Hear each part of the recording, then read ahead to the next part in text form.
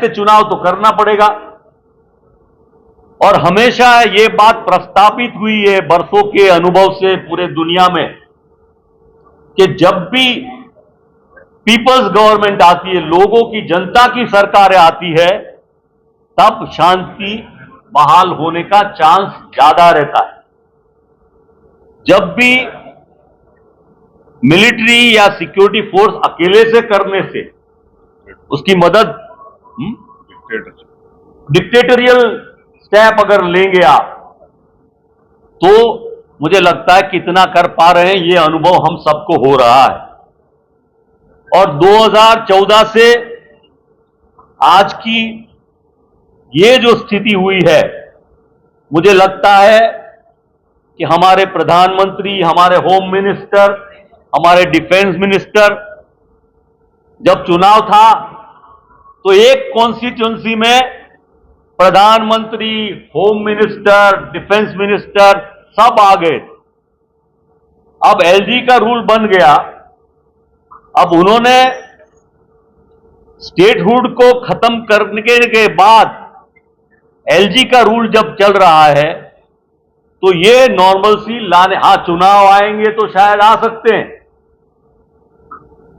सवाल ये है कि जम्मू कश्मीर के बारे में, उनकी जनता की भलाई के बारे में, उनकी शांति, नॉर्मलसी के बारे में, उनके भविष्य के बारे में, ये आज की केंद्र की सरकार, भाजपा की, एनडीए की सरकार क्या सच में कोई चिंतित है कि नहीं, ये सवाल सब लोगों के मन में हो रहा है।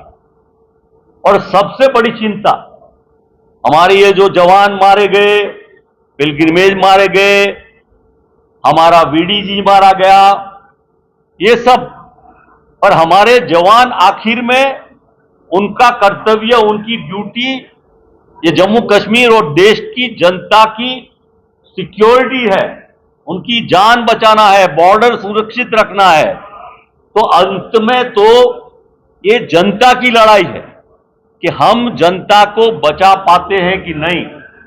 और जिस तरह के अटैक का भय आज पैदा हुआ है, मुझे लगता है कि पूरी जम्मू और कश्मीर की जनता भी इसमें बड़ी चिंतित हो गई है। तो ये सवाल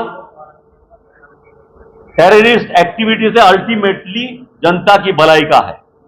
इसके बारे में कांग्रेस पार्टी चिंतित है, इसलिए हम इसके बारे में पूरा संकलन करके, इसके बारे में हमारी लीडरशिप, हमारे राहुल जी, हमारे कांग्रेस अध्यक्ष, हमारी स्टेट लीडरशिप इसके बारे में चिंता के साथ सरकार से अपील करती है कि जल्द से जल्द ये एक्टिविटी को खत्म करे और खत्म करके शांति बहाल करे और चुनाव के लिए ठीक ठाक परिस्थिति उभी करे।